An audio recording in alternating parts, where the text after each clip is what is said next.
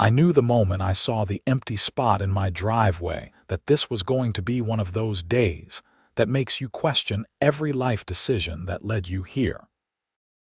My 2,000-pound commercial snowplow truck was gone, and in its place sat a bright orange violation sticker flapping in the November wind like some kind of mocking flag of suburban tyranny.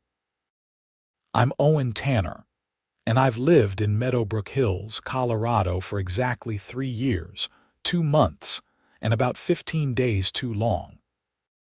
The development sits just outside Denver, one of those cookie-cutter neighborhoods where every third house looks identical, and the HOA treats the covenant like it's the Constitution and the 10 Commandments rolled into one. I'd bought the place after my divorce, thinking a fresh start in a nice, quiet community would be good for my mental health. Turns out I should have just gotten a therapist instead. The sticker on my driveway had a number printed in bold letters. I pulled out my phone and dialed, my breath forming clouds in the frigid air. Snow was forecast for tonight, not just any snow, but what the weather service was calling a potentially historic blizzard. The kind that shuts down I-70 and leaves people stranded for days. And these idiots had towed my snowplow. Meadowbrook Hills HOA, this is Brenda speaking. The voice on the other end was artificially cheerful, the kind of customer service tone that made you want to scream into the void. Yeah, hi. This is Owen Tanner, 847 Pinecrest Drive. Someone towed my truck from my own driveway. I need to know where it is and why this happened. There was a pause, the sound of clicking keys. Let me pull up your file. Oh yes, Mr. Tanner. Your vehicle was towed at 6:30 this morning for violation of Covenant Section 12, subsection B, paragraph 4. Which says what exactly? No commercial vehicles are permitted to be parked in driveways or visible from the street. Your truck with the snowplow attachment was reported by a neighbor 3 days ago. We sent you a warning email on Monday. I pulled my phone away from my ear and checked my email. Sure enough, buried between spam and work messages was something from the HOA that I'd apparently missed. Not that it would have mattered. Where else was I supposed to park my truck? It was my daily driver during winter, and the plow attachment was currently bolted on because I had jobs lined up all week. That truck is how I make my living, I said, fighting to keep my voice level. I run a private snow removal business. I have clients expecting me to clear their properties when this storm hits tonight. I'm sorry, Mr. Tanner, but the covenants are quite clear. All residents agreed to them when purchasing property in Meadowbrook Hills. You can retrieve your vehicle from Ace Towing on Highway 36. There's a towing fee of $350 plus a $50 per day storage fee. This is insane. Can I speak to whoever's in charge? The board president is currently unavailable. I can have someone return your call. When? Within 48 to 72 hours is our standard response time. I hung up without saying goodbye, which wasn't polite, but I was well past caring about politeness. The weather forecast on my phone showed the storm hitting around 8 p.m., just over 9 hours away. I had 4 commercial clients who were counting on me, including a medical office complex and a 24-hour pharmacy. People needed those places accessible. The drive to Ace Towing took 20 minutes through increasingly gray skies. The temperature had dropped to the low 20s, and the wind was picking up. Every weather app on my phone was screaming warnings about the incoming blizzard. Some meteorologists were predicting up to 3 feet of accumulation with winds creating drifts double that height. This was the kind of storm that defined a winter, the kind people would talk about for years. Ace Towing operated out of a chain-link fenced lot that looked like where cars went to die. My truck sat in the back corner, the big orange plow blade reflecting what little sunlight penetrated the clouds. The whole thing looked obscene sitting there, like imprisoning an ambulance during a disaster. The guy in the office was about 60, wearing a stained Broncos hoodie and looking like he'd rather be literally anywhere else. "Help you. I'm here to pick up my truck." Black Ford F-350, towed from Meadowbrook Hills this morning. He checked his computer with one finger typing. $350 for the tow, $50 for storage. Storage. It's been here less than 6 hours, he shrugged. It's in the system as 1 day, 400 total. I paid with my credit card, seething but out of options. He printed out a release form and handed me my keys. "Storm's coming tonight," he said conversationally.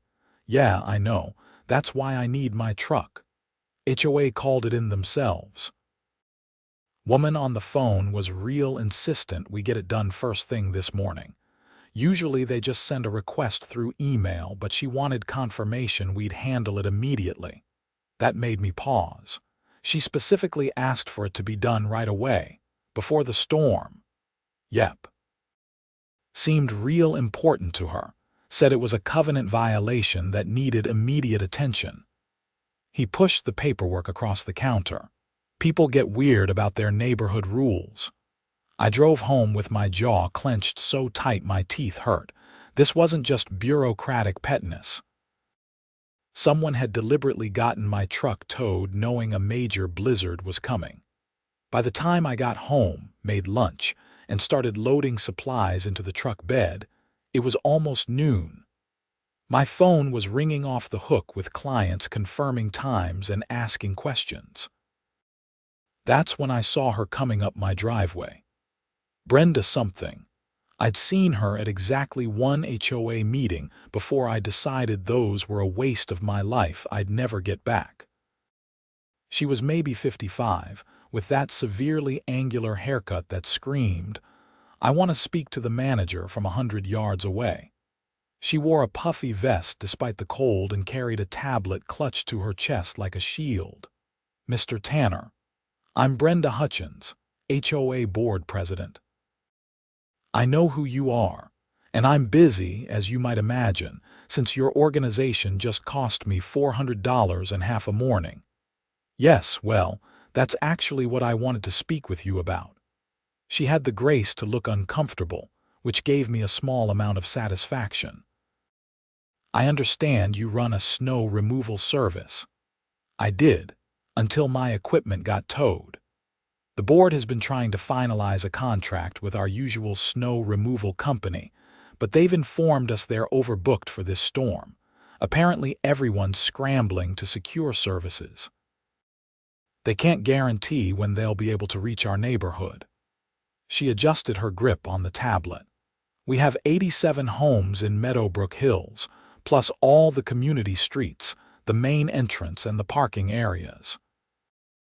The absolute audacity of where this was going hit me like a physical force. "Let me guess. You want to hire me?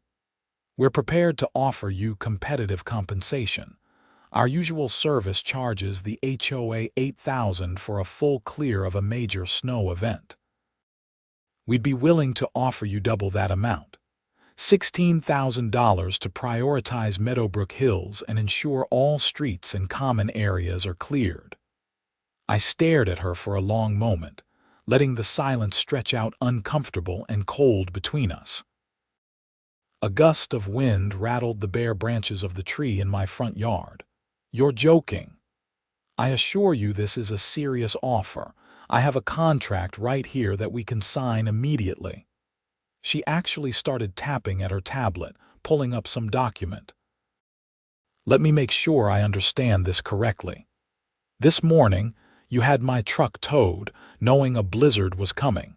You cost me money, time, and created a massive headache. And now, a few hours later, you're standing in my driveway asking me to bail out the HOA because you couldn't secure snow removal services." The towing was a separate issue regarding covenant violations. It was deliberate harassment. Her expression hardened. "Mr. Tanner, we can discuss the particulars of HOA enforcement policies another time. Right now, We have a neighborhood emergency looming. I'm offering you an extremely generous payment to provide a necessary service. I would think you'd be professional enough to separate business from personal feelings. Professional? You want to talk to me about being professional? I could feel my voice rising but didn't bother to control it. I have 4 clients who actually respect me and my work. They scheduled with me weeks in advance. They're counting on me. Why the hell would I ditch them to help an organization that just went out of its way to sabotage me? $16,000, Mr. Tanner. I imagine that's more than you make in several months. Not really. And besides, it's not about the money. That clearly surprised her. Then what is it about, Principal? You can't treat people like garbage and then expect them to come running when you need help. The world doesn't work that way. The board could make things very difficult for you if you continue to violate neighborhood covenants. Is that a threat? It's a statement of fact. That truck cannot be parked where it's visible. We've been more than patient. I've owned this truck for 4 years. I've lived here for 3. It's been in my driveway countless times. Why is this suddenly an issue right before the biggest storm of the season? She pursed her lips. I'm sure I don't know what you're implying. I'm implying that you or someone on your board wanted to force my hand. You thought if you towed my truck and created a problem, I'd be desperate enough to take your job. Well, congratulations. Your plan backfired. I'm not interested in working for the HOA now or ever. Brenda's face flushed red. You're making a mistake. We can make your life in this neighborhood very unpleasant. More unpleasant than having my equipment stolen. I'll take my chances. She turned and stalked back down the driveway without another word. I watched her get into a white Lexus and drive off, probably heading to harass some other homeowner about the height of their grass or the wrong shade of beige on their shutters. By 3 p.m., I was at my first client's location, a veterinary clinic in downtown Denver. The owner, Dr. Sarah Chen, came out to pay me in advance as the first flakes started falling. This is going to be bad, she said, looking up at the darkening sky. Yeah, but you'll be clear by tomorrow morning. I'll make multiple passes if I need to. Thanks, Owen.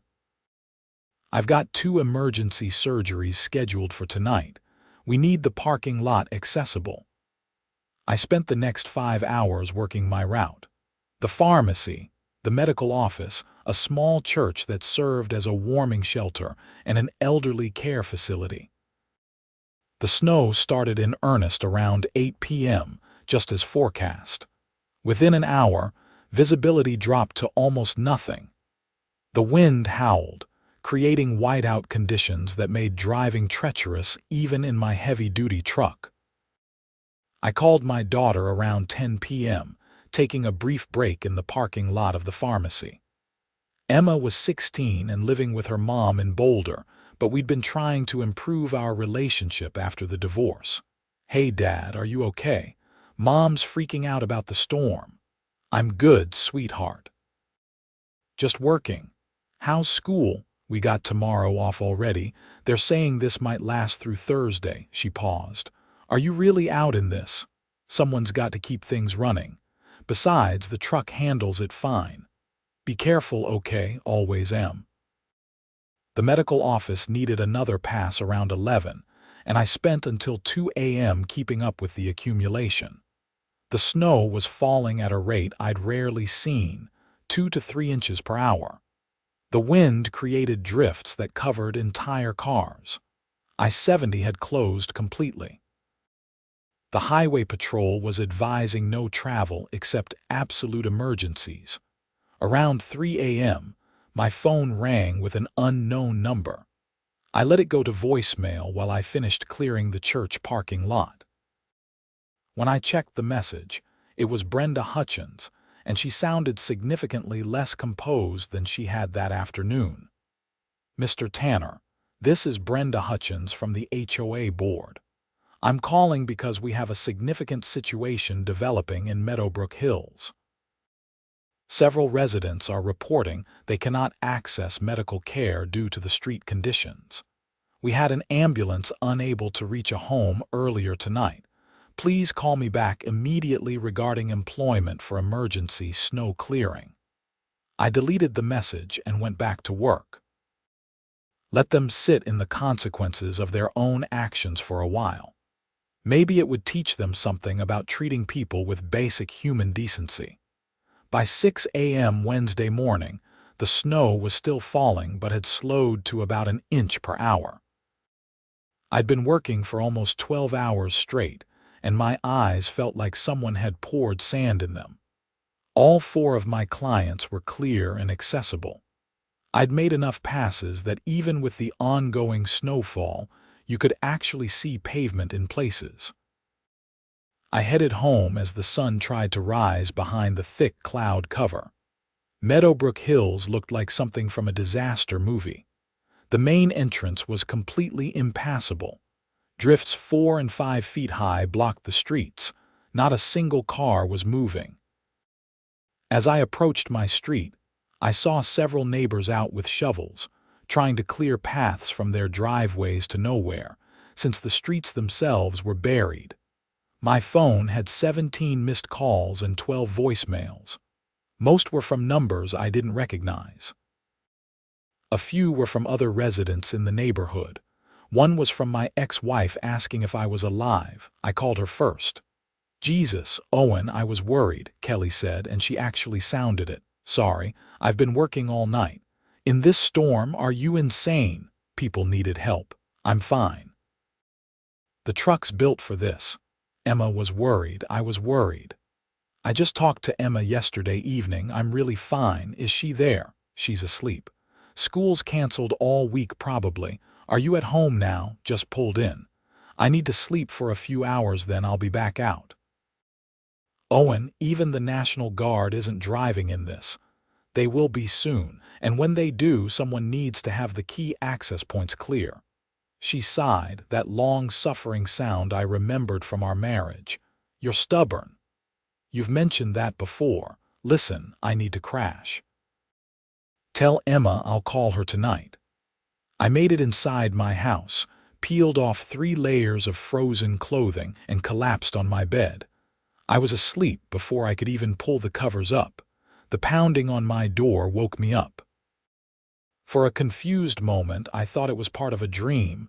Then it continued, and I realized someone was actually trying to beat down my door. The clock read 2:15 p.m. I'd slept about 6 hours.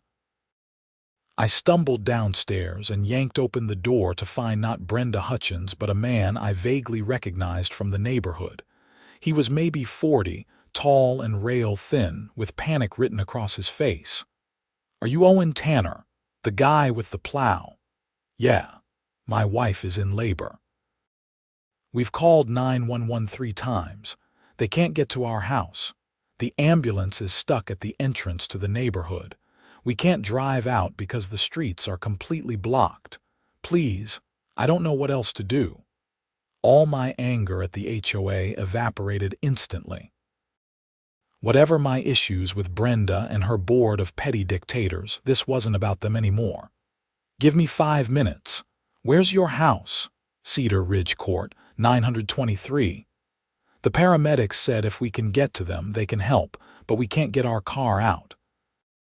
"I'll clear Cedar Ridge first, then plow you a path to the entrance.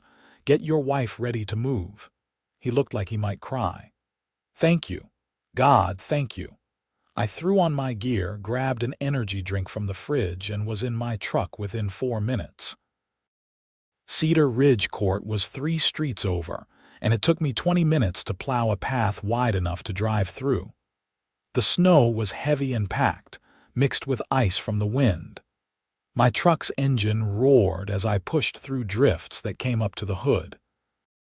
The couple was waiting in their driveway, the wife sitting in a wheelchair looking very pregnant and very uncomfortable.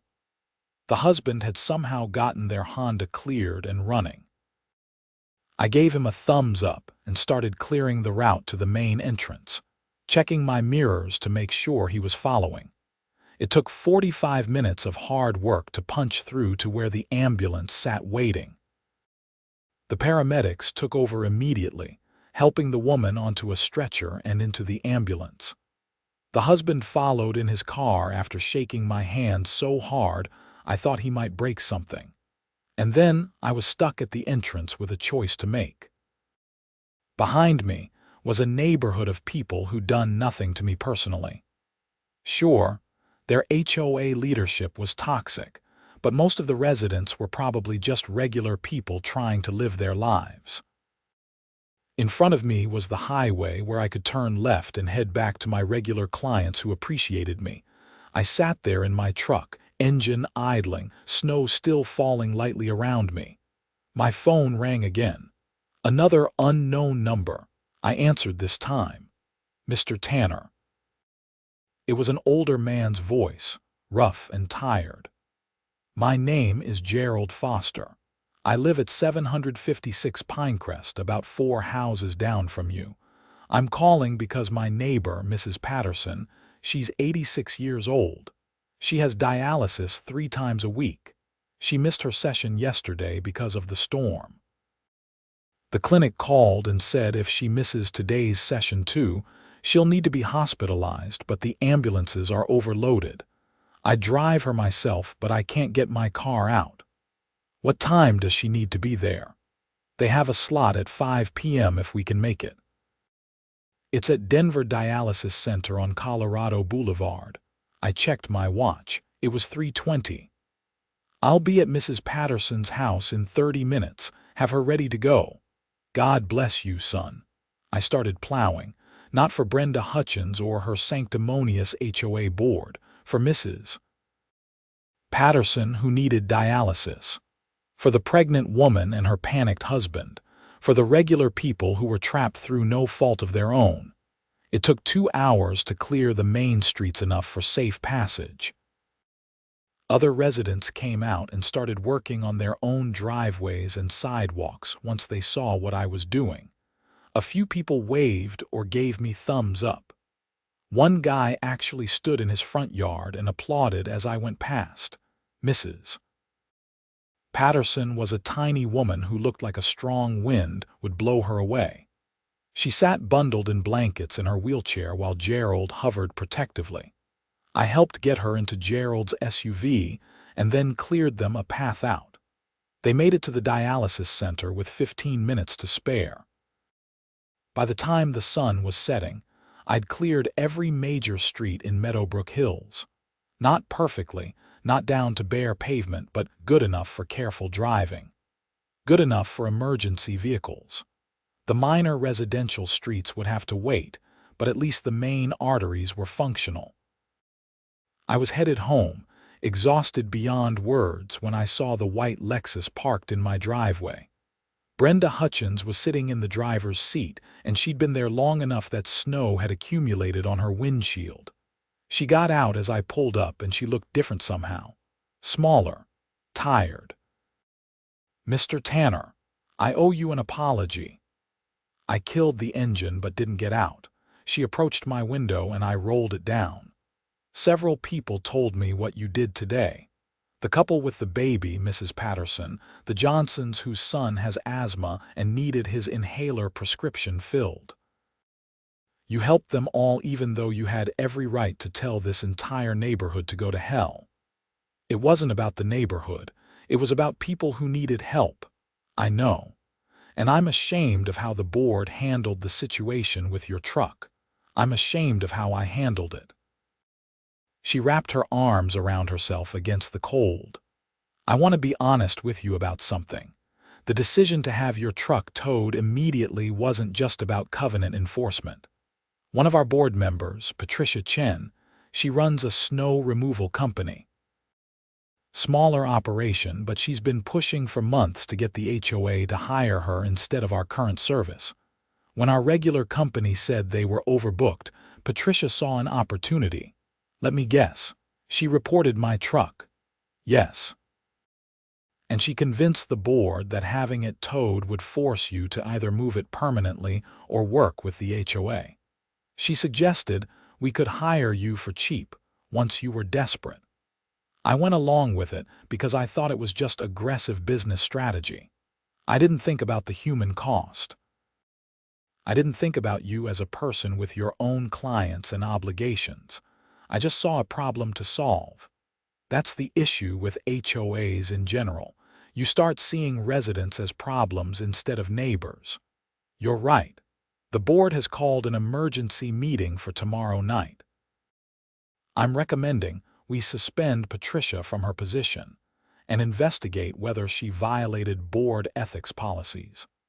I'm also recommending we pay you the full $16,000 even though you didn't work directly under contract with us. What you did today was above and beyond, and you did it despite how poorly we treated you. I was too tired to process all of this.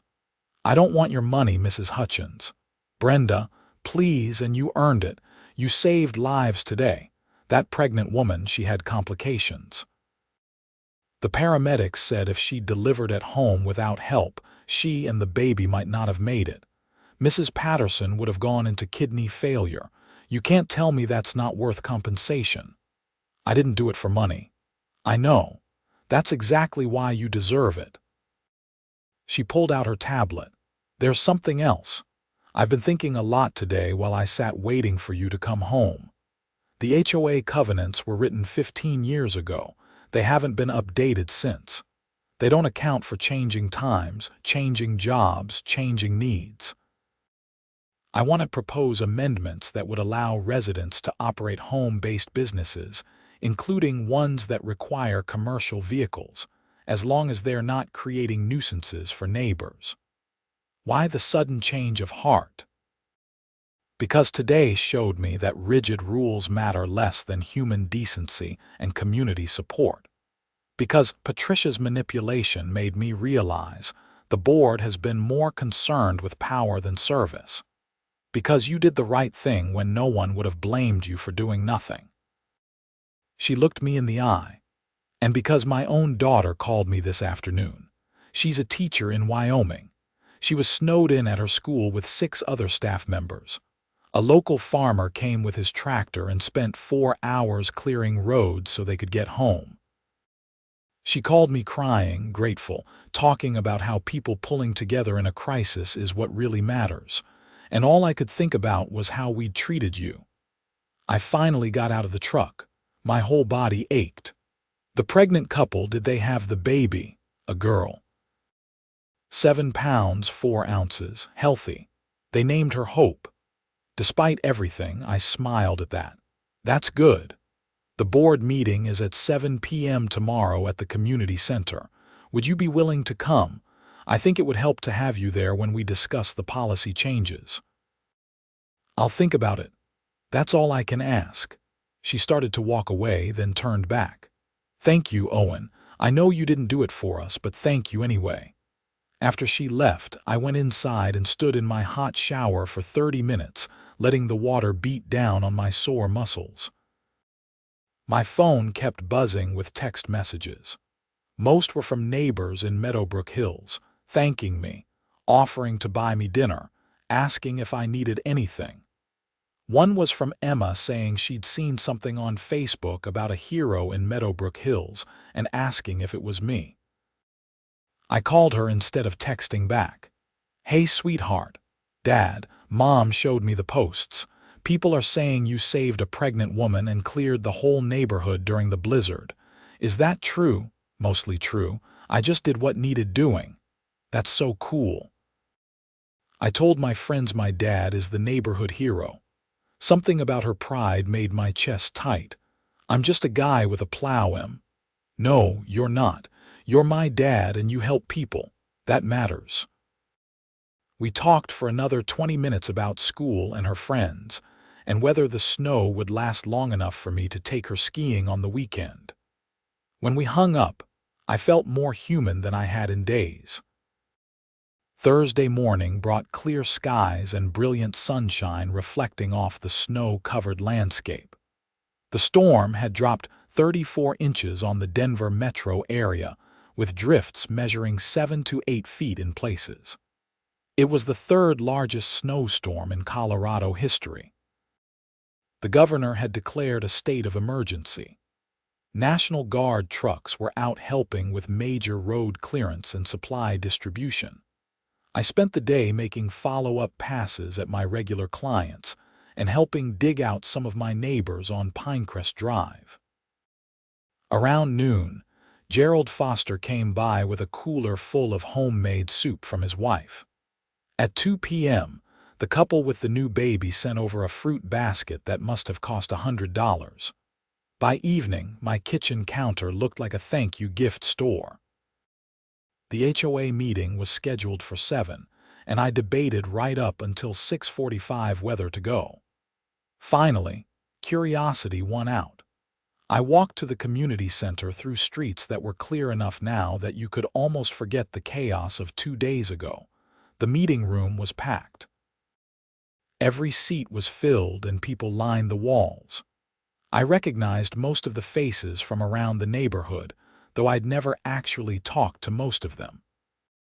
The HOA board sat at a long table at the front. Brenda Hutchins, a younger guy in a business suit, an older woman with gray hair and conspicuously absent, whoever Patricia Chen was.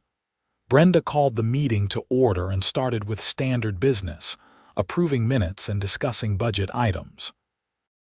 Then she got to what everyone was clearly there for. Item 7 on tonight's agenda is a review of covenant enforcement policies and a discussion of proposed amendments to allow home-based businesses.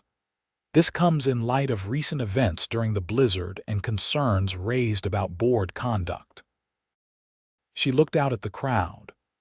I want to start by acknowledging that the board, and I personally, made serious mistakes in how we handled a covenant violation last week. Those mistakes could have had tragic consequences for our community. The younger guy on the board, who turned out to be named Marcus, spoke up. We've conducted a preliminary investigation into the circumstances around the towing of Mr. Tanner's commercial vehicle. Board member Patricia Chen admitted she initiated the violation complaint and recommended immediate towing specifically to create business opportunity for herself and to potentially coerce Mr. Tanner into working for the HOA under unfavorable terms. This represents a clear conflict of interest and an abuse of her position. A murmur ran through the crowd. Several people looked around like they expected Patricia to materialize and defend herself. Brenda continued. Patricia Chen submitted her resignation from the board yesterday evening. The board has voted to accept that resignation and to recommend the HOA's attorney review whether her actions constitute fraud or breach of fiduciary duty. We may pursue legal action to recover any costs associated with the incident. Good, someone shouted from the back. A few people clapped. Additionally, Brenda said, I want to invite Owen Tanner to come forward if he's here tonight. Every head in the room turned to look at me. So much for staying anonymous. I made my way to the front, feeling awkward and out of place in my jeans and flannel shirt while everyone else seemed to have dressed up. Brenda stood and did something I didn't expect. She extended her hand.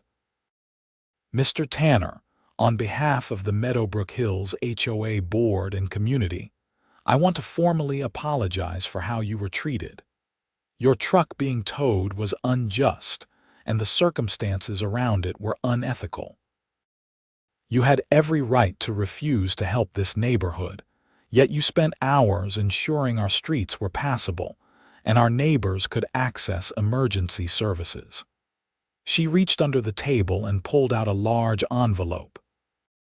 The board has voted unanimously to pay you $16,000 for snow removal services rendered during the blizzard. Additionally, we're refunding the $400 in towing and storage fees and paying an additional $5,000 in compensatory damages for the inconvenience and harm caused by the wrongful towing. I took the envelope mostly because everyone was staring and I didn't know what else to do. $21,000. That was real money, the kind that could replace my aging truck or pay for Emma's first year of college. Furthermore, Brenda continued, the board is proposing the following amendment to the community covenants. Section 12, subsection B, paragraph 4 will be revised to read residents may park commercial vehicles in driveways or garages provided such vehicles are properly maintained, registered, and related to the resident's legitimate business operations. Vehicles may not be used for storage of hazardous materials or create noise disturbances outside of reasonable hours. This amendment requires a vote of the full HOA membership, which we'll conduct over the next 30 days. More applause. An older man near the front stood up. I want to say something. I'm Richard Patterson, Margaret Patterson's husband. My wife is alive today because Owen cleared the streets so we could get her to dialysis. We've lived in this neighborhood for 12 years, and this board has spent most of that time worrying about mailbox colors and fence heights. Meanwhile, we had a board member literally sabotaging residents for profit. It's shameful. I think we need to thank Owen, pay him what he deserves, and then seriously consider who we elect to these positions. That started a whole discussion that lasted over an hour. People stood up and shared stories about HOA overreach, stupid violations, aggressive enforcement of petty rules. Others defended the need for some standards to maintain property values. It got heated in places, but mostly it felt like people finally having conversations they'd been afraid to have for years. When the meeting finally wrapped up around 9:30, I tried to slip out quietly but got stopped every few feet by neighbors wanting to shake my hand or thank me personally. The husband of the pregnant woman, whose name turned out to be David Morrison, grabbed me in a hug that lifted me off my feet. "My daughter is home and healthy because of you," he said. "If you ever need anything at all, you call me. I mean that." I walked home under stars so bright they looked artificial, the snow glowing blue-white under the streetlights. My phone buzzed with a text from Kelly. Emma showed me the neighborhood Facebook posts. "You did good. Proud of you." That made me smile more than I wanted to admit. Friday brought news crews. Apparently someone had shared the story on social media and it had gone viral. HOA hero saves neighborhood despite being sabotaged was the headline on one local news site. They showed up at my house with cameras and microphones, asking for interviews. I declined the first 3, but finally agreed to talk to a reporter from Denver 7 just to get them to leave me alone. The reporter, a young woman named Jessica Ramirez, was actually thoughtful with her questions. She asked about the business I'd built, why I'd helped despite how I'd been treated, and what I thought about HOA governance in general. "I think most people on HOA boards start with good intentions," I said, feeling weird talking to a camera. "They want to protect their investment and maintain the neighborhood. The problem comes when you forget that communities are made of people, not just property values. Rules matter, but people matter more. That should be the order of priorities." The interview aired that night and got picked up by a few national morning shows. My phone exploded with messages. Old friends from high school, former coworkers, people I hadn't talked to in years, all reaching out to say they'd seen the story. Emma called me 3 times, increasingly excited that her dad was famous. Saturday morning, I woke up to find my driveway blocked again, but this time in a good way. Someone had lined up 3 snow sculptures leading to my front door, snowmen wearing signs that said "Thank you" and "Our hero" and "Best neighbor." Kids were building a 4th one when I came out. "Mr. Tanner," one of them yelled, "we're making an army of thank you snowmen." Their parents stood nearby watching and drinking coffee from thermoses. One of them, a woman about my age, walked over. "Hope you don't mind. The kids wanted to do something nice. I'm Catherine Sheffield, by the way. We live on Aspen Court. You cleared our street Wednesday. No, it's great. Creative. I watched the kids pack snow with serious concentration. Everything good on Aspen Court now? Yeah, city crews got through yesterday and finished the job you started. We really appreciate what you did. A lot of us didn't realize how bad the HOA had gotten until this all came out. There's talk of recalling the remaining board members and starting fresh. Brenda seemed genuine about wanting to change things. Maybe, but trust has to be rebuilt. That takes time. She sipped her coffee. My husband runs a construction company. If you ever need work or want to expand your snow removal business, let us know. We're happy to refer people your way. That afternoon, I took Emma skiing at Loveland Basin. The resort had gotten hit hard by the storm, which meant fresh powder and relatively empty slopes since most people were still dealing with the aftermath in the city. We spent 4 hours carving through untouched snow, and she only fell twice, which she insisted was a personal record. Over hot chocolate in the lodge afterwards, she said, "Mom told me you're getting a big check from the HOA. Yeah, more than I expected. What are you going to do with it?" "I was thinking about putting some toward your college fund, maybe using the rest to upgrade my truck." She smiled, but it was that thoughtful smile she got when she was working up to saying something serious. "Dad, can I ask you something? Always. Why did you help them? The HOA people. You could have just said no and everyone would have understood." I thought about how to answer that. Because not helping wouldn't have hurt the people who wronged me. It would have hurt innocent people who needed help. Mrs. Patterson, David and his wife with their baby, all the other folks stuck in their houses. They didn't tow my truck. They didn't do anything wrong. Punishing them to get back at the HOA would have made me just as bad as the people I was angry at. That makes sense.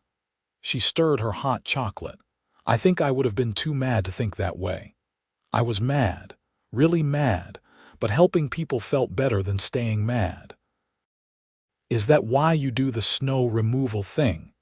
Instead of going back to construction, after the divorce, I'd left my project manager job at a big construction firm. Too much stress, too many hours away from Emma, too much of my life spent making other people rich.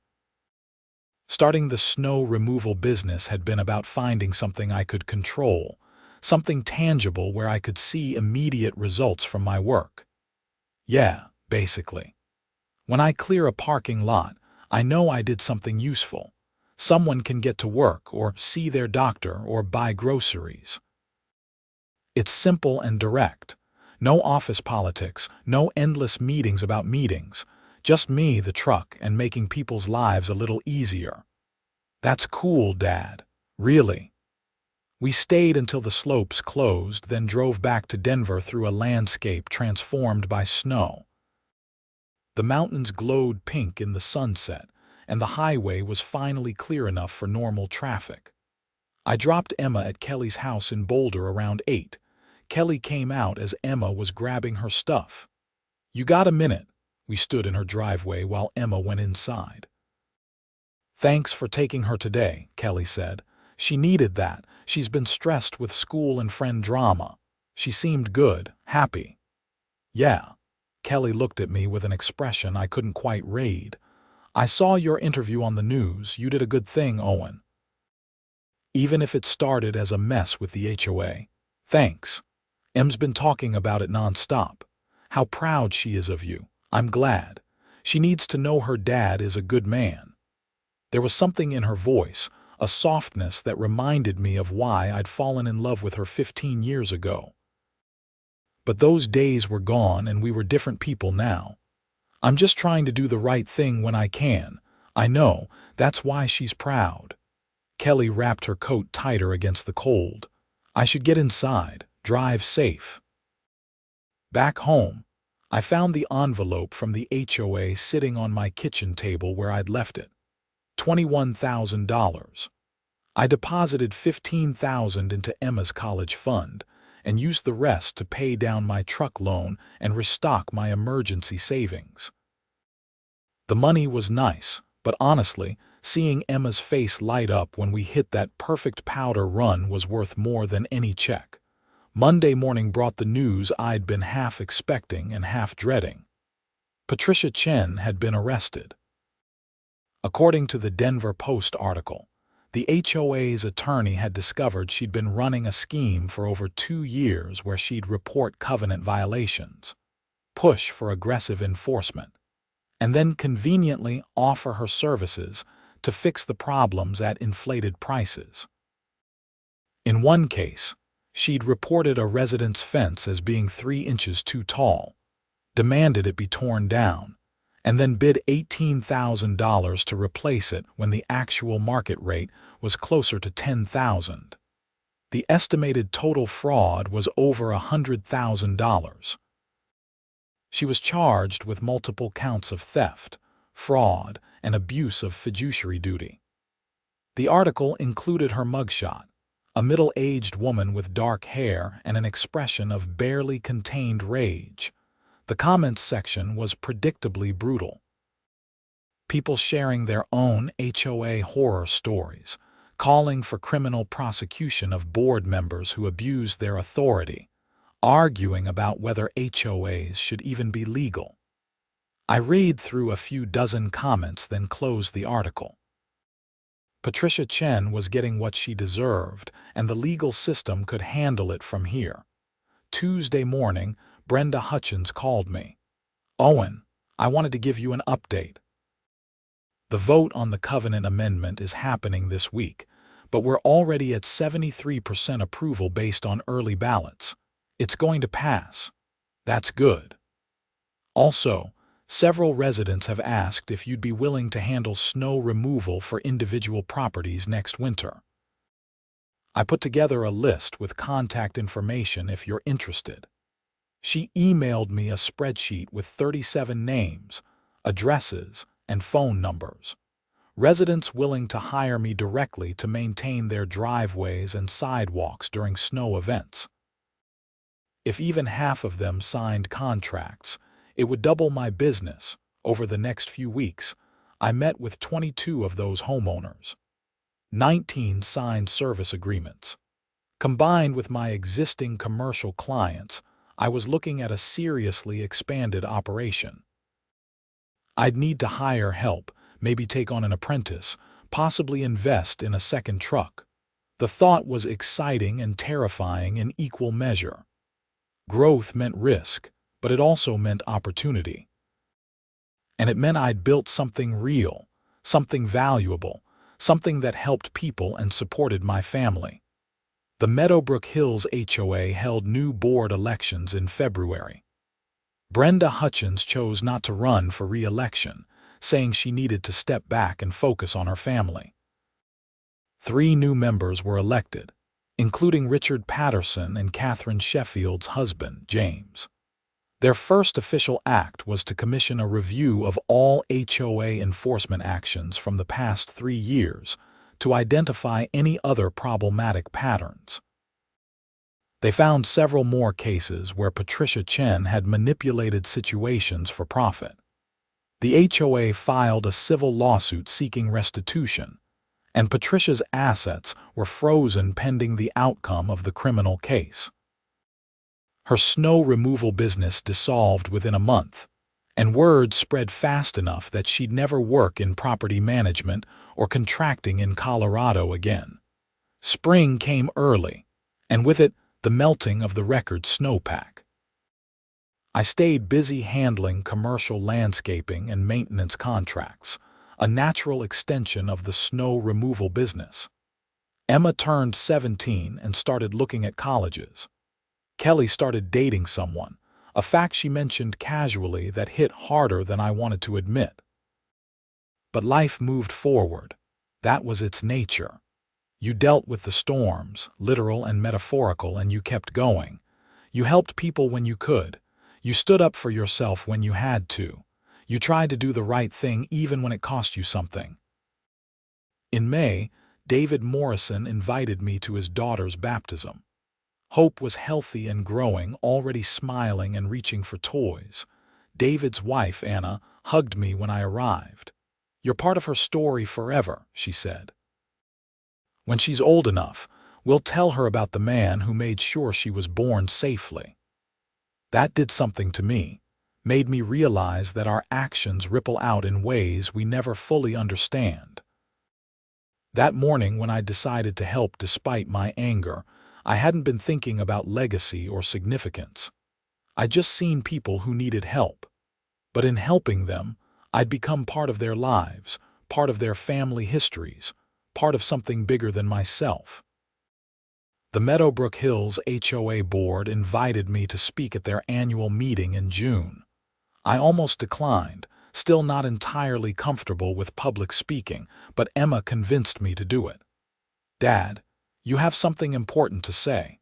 People need to hear it." So I stood up in front of a packed community center and talked about what I'd learned from the whole experience. About how easy it is to lose sight of people when you're focused on rules. About how communities are built on trust and mutual support, not enforcement and compliance. About how everyone, including me, needs to remember that we're all neighbors first and homeowners second. "The blizzard showed us who we really are," I said. "Not the HOA board or the covenants or the violation notices. We're the people who checked on elderly neighbors, who helped dig out strangers, who came together when it mattered most. That's the neighborhood I want to live in. That's the community worth protecting." They gave me a standing ovation, which felt awkward and wonderful at the same time. Walking home that night, I thought about everything that had happened since that November morning when I'd found my driveway empty and my truck towed. The anger and frustration, the decision to help anyway, the consequences that rippled out from that choice. I'd gained clients, money, recognition. But more than that, I'd gained something harder to quantify. A sense of place in my community. Relationships with neighbors I'd never really known before.